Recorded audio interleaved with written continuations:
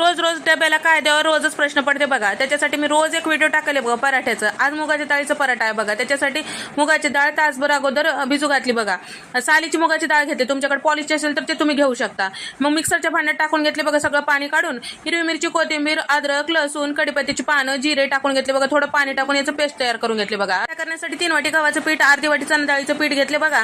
आणि पावडर मसाल्यामध्ये अर्धा चमचा हळद, 1 चमचा धने पावडर, चवीपुरतं मीठ टाकून घेतले, 4 चमचे तीळ टाकून घेतले, थोडं तेल टाकून तयार करून घेतले. मुगाचं पेस्ट याच्यामध्ये टाकून घेतले, थोडं थोडं पाणी टाकून छान चपातीच्या पिठेप्रमाणे तिमून घेतले बघा. 5 मिनिट झाकून ठेवले. मग चपातीसारखं लाटूनच घ्यायचं, दुसरं काही करायचं नाही. काही सकाळी घाई गडबड राहते बघा, भाजी वेगळं पोळी वेगळं करायचं म्हणजे लई टाइम लागते. अशा पद्धतीने पराठा केलं तर कधी आदलून बदलून वाटते, लेकरं आवडीनं खातात बघा. तुम्हाला गोल लाटून घ्या वाटतं तर गोल लाटून घ्या, अशा पद्धतीने त्रिकोणी लाटून घ्या म्हणजे थोडं बदलून वाटते बघा. भाजते वेळेस गॅसचं फ्लेम मध्यम ठेवून छान खरपूस भाजून घ्यायचं. तूप टाकून भाजा म्हणजे लेकराला आवडते बघा.